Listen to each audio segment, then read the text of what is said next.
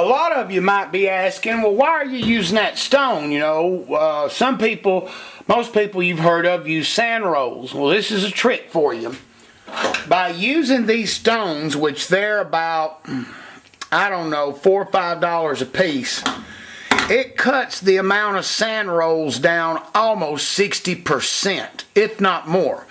The stone does a better job of a final blend where your carbide cutters go in there and touch it and sets it up so that you will not believe how quick that this polishes through once you take a 60 grit sand roll and then you go to your 120 and then 280.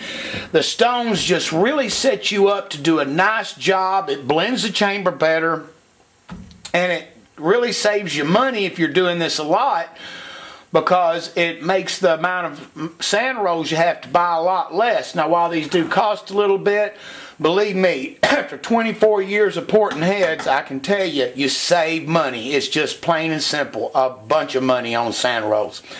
Alright, so let's go ahead now. I'm going to finish these up. I do hit the other side. I turn the head around, pull it in here.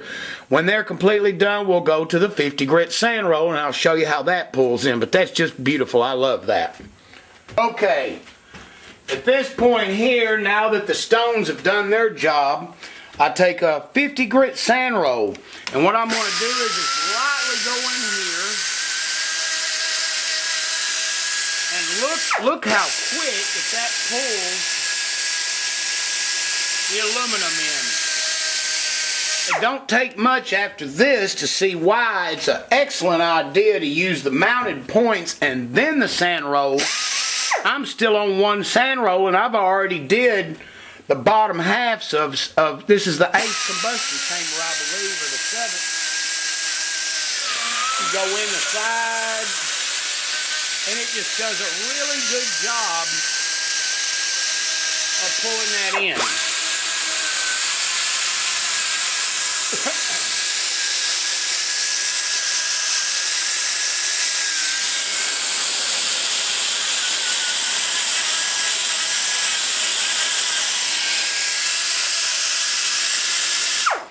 Now, I always do the bottoms first and hit everything. It's all about angle of the die grinder.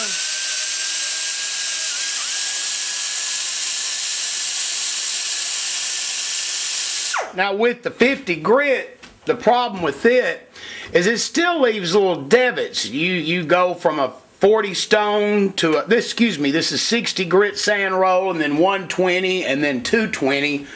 To pull it in to get the polish that you want.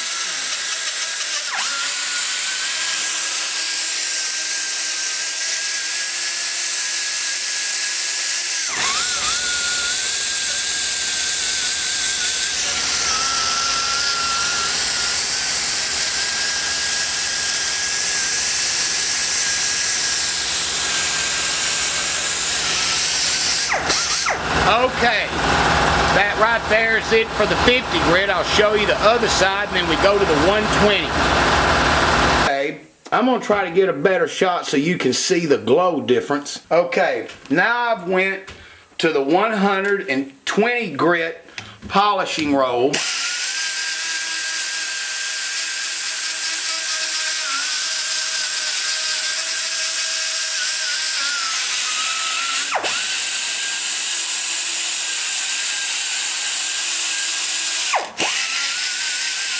If I had to say what was a defining difference between the two, it would be that the 120 grit roll seems to take the rough lines out. It's a visible line.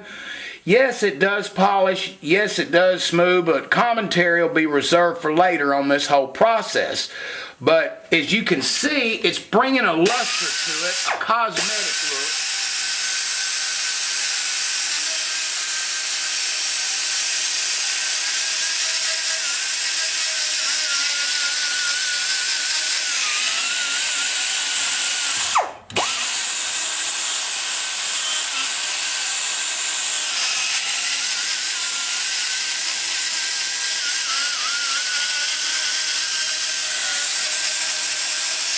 And then chamber part.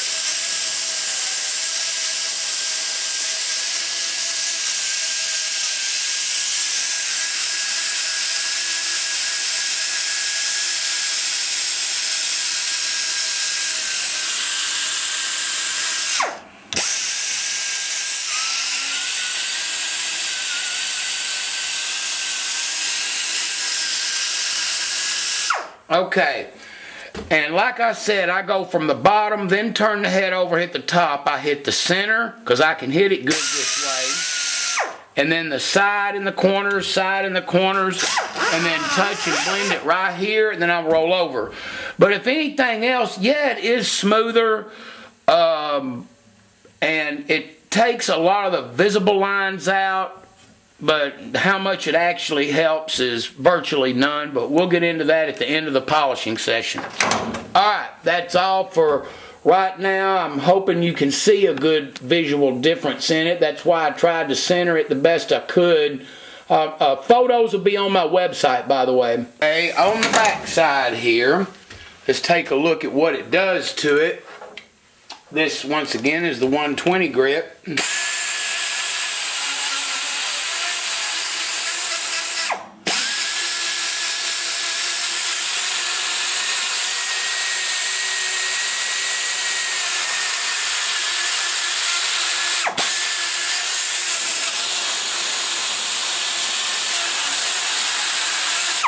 As you can see, it leaves dirty marks. That's from the glue that holds the adhesive to the sand roll.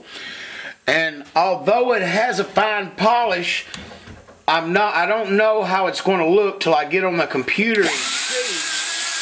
But one thing I can tell you is it does make a difference when you touch it. You can literally feel the difference from the 60 to the 120.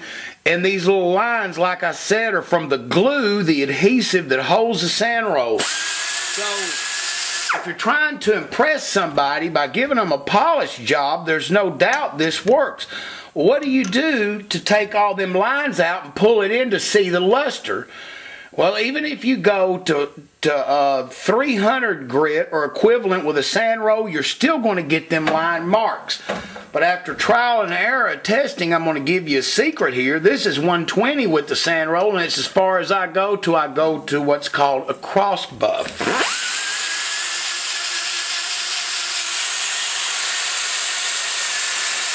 Because it has no glue in the adhesive.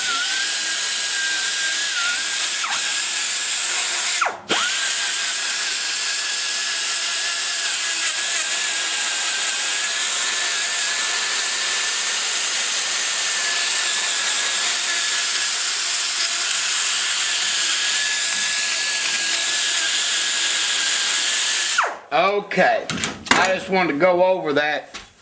It is really good, and horsepower wise, I'm going to go ahead and throw this in right now. You couldn't measure it on what's known as an eddy current dyno, which I think GM, Ford, and Chrysler have an eddy current dyno, and that is a dyno that can measure. It doesn't use a water brake deal, which water brakes are not good dynos, by the way. They can get you within 4, 5, maybe 10 horsepower, but an eddy current, like the engineers do, can measure like a quarter of a horsepower. Maybe, and I say maybe, if you had an eddy current dyno, you might could tell a difference from the stone to the 400 grit, but I'd really be shocked to see much difference in it. Yeah, there is this engineering thing about thermal being polished, containing the heat better, not letting it transfer as quick, reflecting the heat back to the piston bore. All that's real good. A theoretical physicist, and I will quote from Kevin Costner in JFK, they can tell you that an elephant can hang by his tail off of a cliff, but we all know better. Probably the main reason I do this, it is the main reason, is strictly for the customer's look, to where when they look at it, they think it's pretty, because it does virtually nothing whatsoever. The only thing polishing them to the finish you're going to see does, in my book, it does make it a little harder for carbon to stick to it, which will accumulate and therefore raise compression. If enough of it is accumulated. But anyway, we'll go to the next step, which will be the cross buffs. Okay, in the final stage of my polishing that I do, it's my limit, because it's boy, I don't mean to sound repetitive, it's such a waste of time. Anyway, I use a red velvet cross buff. I think this is, I might be wrong, equivalent to around 220 grit. But watch what happens, because I think it'll pick up pretty good in the camcorder in the view. So let's see.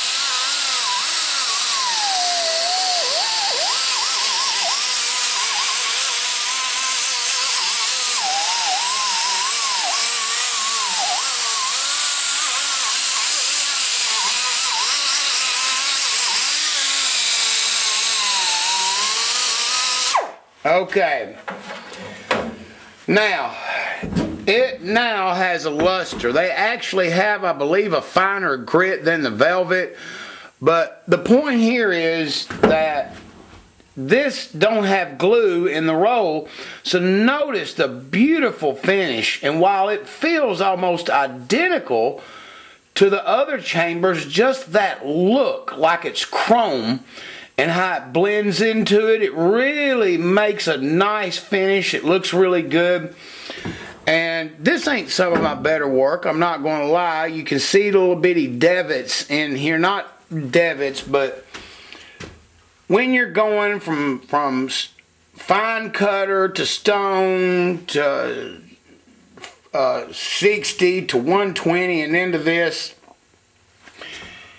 you want to, if you're after a polish, you have to spend a lot more time with each one to get the little bitty, like a speck, to come and polish into it. But I can assure you that this right here is about as far as you'd ever want to take one of these.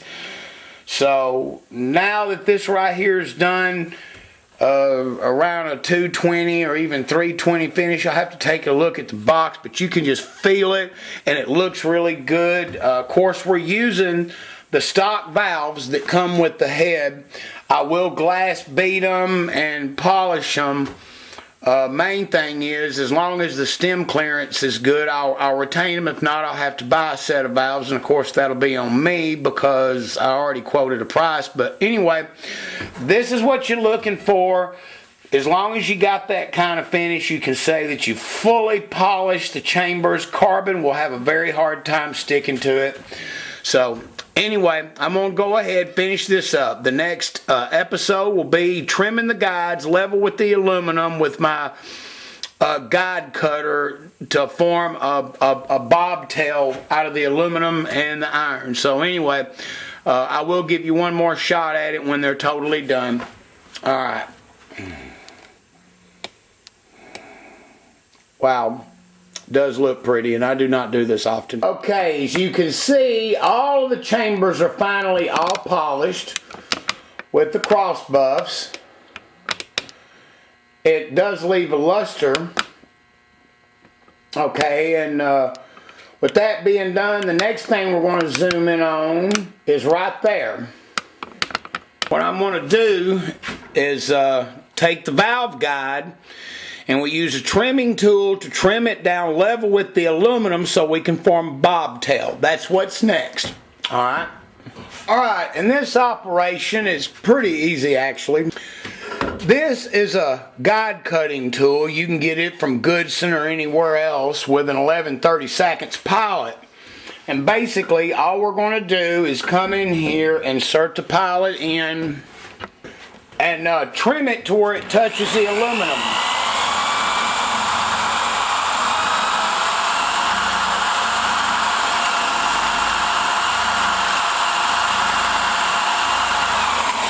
Every once in a while you have to back off.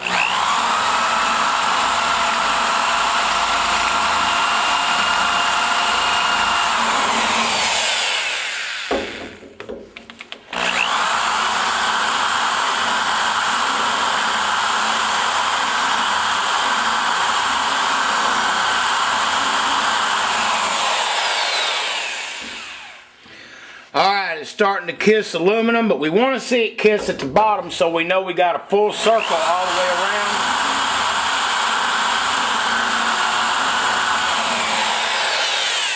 Almost.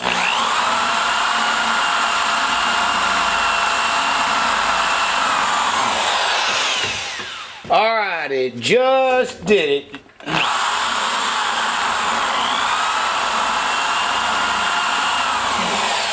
Alright, now let's take a look at it. Okay. Although it don't look like much, that's over 1/4 of an inch of iron guide. We eliminated it, and mainly this big shelf of aluminum that was on top. Now let's do a comparison side by side. Look at how on the stock, like I said, it's over 1/4 of an inch. Wow. Past the aluminum guide. You try to bobtail this, you still got this in a way. With this here, we actually brought the iron guide down to the aluminum, and then we'll bobtail it in such a critical area from the top of the guide to the short turn up here.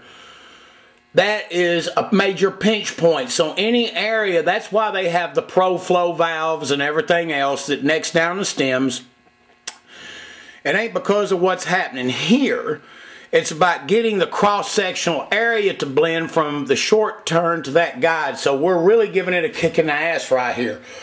Remember what that looks like, because as I get ready to do my work, I'll round it and bottlenose it and make it look really beautiful and bring out the sides.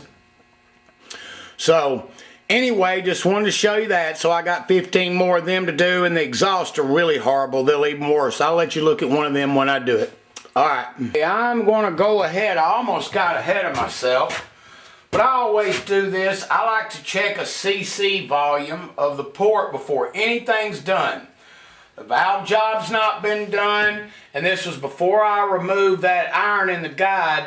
I wanted to get a record a volume for Tom, which I do for all my customers, just as a starting point, because quality control can be a real bitch on this stuff. I've seen them vary as much as 4 to 5 cc's, and on the aftermarket heads as much as 15 to 18 is the worst I ever seen. I'm not going to point fingers, that's not nice, but I just wanted to get a starting volume so we know what it was when I started, know what it was when I was after. That kind of gives us an idea on the labor cost, how much time it took and all that. Not excluding the combustion chambers, which at this point I've got right at 12 hours in the combustion chambers total process. I'll let you stay with it through me to the end. I've already put 100 cc's in to level it. This is the second one, which it won't go past that, I can assure you. If I had to make an estimate, I'd say probably 170 cc's by the runner shape. I didn't cheat. I've done a bunch of these. It's been a few years. This was a real popular head back in the day, but I ain't done one in a while. But hold on, here we go.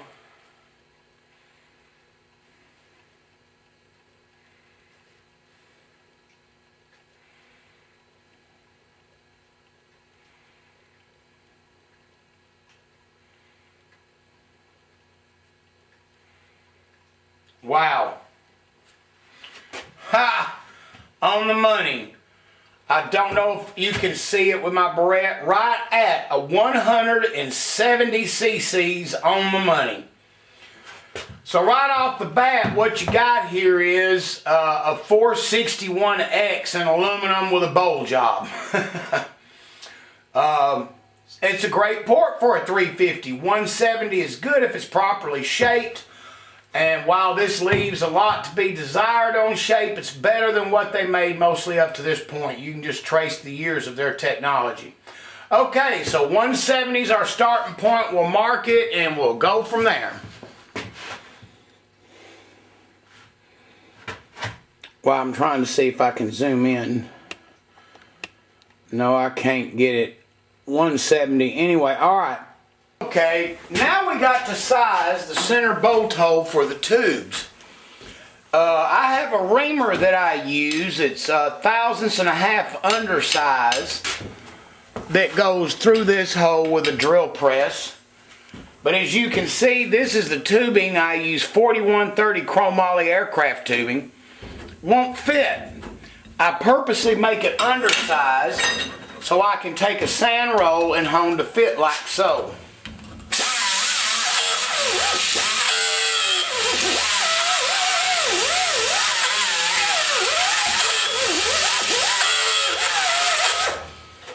Okay, and then I'll take and try to get a check. All right, it's going in some. It's not what I'm looking for. I want it to have a little bit of force and almost go through because I want it to have a little bit of a press fit, but remember I'm going to put epoxy all the way around the tube.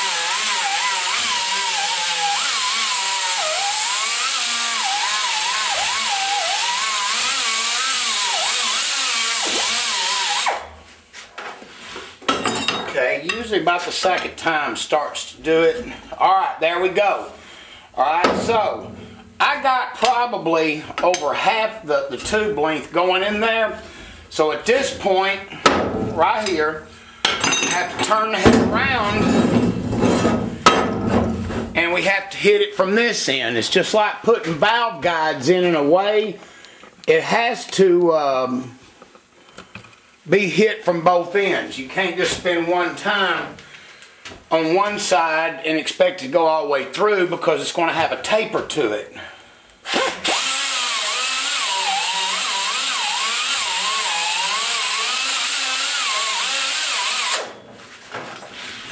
Okay. There we go. That's it. It just went all the way through. But see, I got some resistance in it. That's exactly what I'm looking for. Okay, so I'll fit all four of them tube sizes. This has to be done first before any porting is done, because if you don't do this first and you bust through that wall cutting that material out, you'll have a time getting it to line up correctly. You'll have leaks and everything else, and we sure don't want that. Okay, I just wanted to show you real quick what that was in sizing the tube, which is pretty simple, basic stuff.